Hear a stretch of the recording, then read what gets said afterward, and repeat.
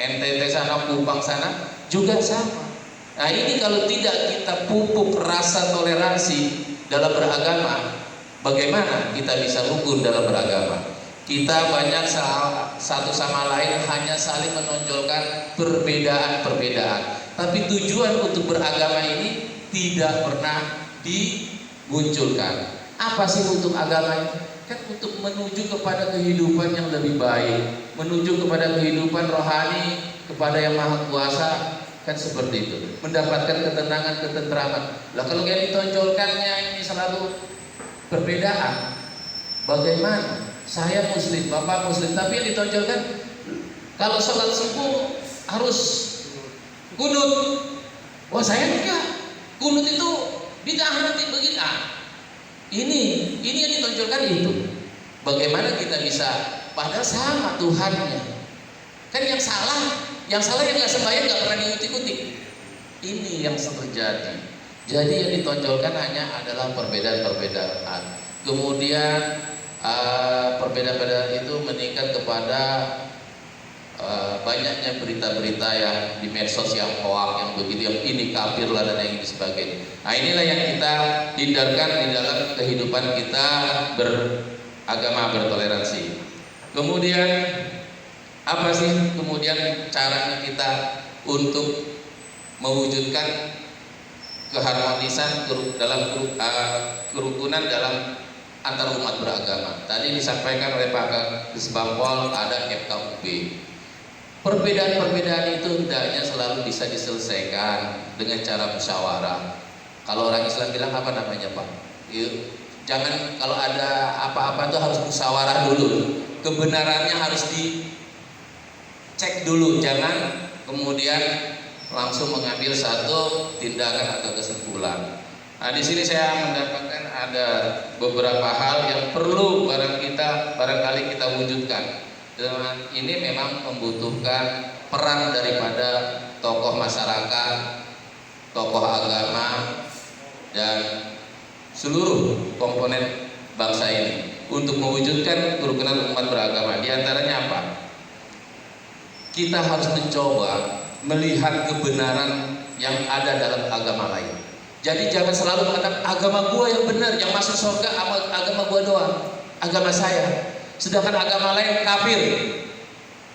Nah inilah yang akan menimbulkan konflik antara umat beragama. Ini yang harus kita cegah. Jadi cobalah kita lihat bahwa setiap agama ini tujuannya adalah baik, dan semua agama menginginkan adanya satu kerukunan. Nah ini. Jadi kita coba lihat kebenaran yang ada dalam agama yang lain. Kemudian memperkecil perbedaan yang ada di dalam agama. Itu tadi yang saya katakan. Coba jangan gara-gara masalah kunut jadi masalah. Ada aliran ini, ada aliran ini. Kemudian masalah atahiyatnya digoyang-goyang. Nah itu juga jadi masalah. Nah, ini terus kalau ada kematian, ada tahlil, masalah dan sebagainya. Ini semua tujuannya adalah untuk mengharapkan ridho yang kuasa, mengharapkan ampunan yang kuasa, kan gitu. Jadi tujuannya udah jelas, kenapa dipermasalahkan, kan begitu. Kecuali barangkali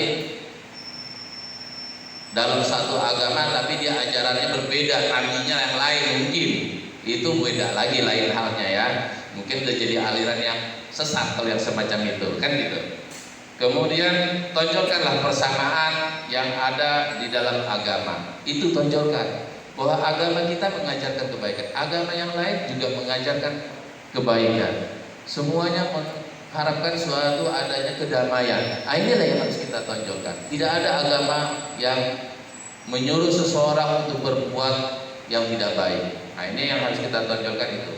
Kemudian yang keempat adalah memupuk rasa persaudaraan. Persaudaraan gitu. Berbeda agama tapi kita sama saudara. Kita makhluk Tuhan. Kita lahir sama-sama suci. Kalau masalah ajaran agamanya berbeda, ya lakum dinukum waliyadin katanya. Kan begitu. Mohon maaf saya nggak bisa agama saya Tapi kan untukmu agamamu, untukku agamaku. Tapi kita sama-sama manusia, sama-sama makhluk Tuhan. Kenapa kita harus saling menyerang? Kenapa kita harus saling bermusuhan? Itu kan lakum dinukum waliyadin. Nah ini kemudian usaha pembinaan individu dan masyarakat yang menjadi tujuan beragama. Itu tadi saya sudah sampaikan di depan. Jadi peran daripada tokoh agama, tokoh masyarakat ini untuk mengajarkan atau menjelaskan bahwa tujuan kita beragama ini adalah untuk kebaikan, bukan untuk saling membunuh, bukan untuk saling menyerang dan sebagainya. Jadi tujuan kita beragama ini apa? Untuk mendapatkan ridho yang maha kuasa. Jadi yang kita lakukan saja ibadah itu tanpa mengganggu ibadah orang lain. Kita bertoleransi, kan seperti itu. Kemudian utamakan pelaksanaan ajaran yang membawa kepada toleransi. Nah, kemudian ini peran tokoh-tokoh agama, tokoh masyarakat. Ajarkanlah agama yang penuh kasih sayang, penuh toleransi dengan agama lain. Jangan malah mengajarkan sesuatu yang bahwa itu salah, itu nggak boleh, itu kita haram, itu sesat, kemudian kita harus lawan dan sebagainya. Jangan. Tapi ajarkanlah toleransi di dalam kehidupan beragama sehingga hidup kita menjadi tentram. Kalau kita musuhan, jangankan sama orang lain ya.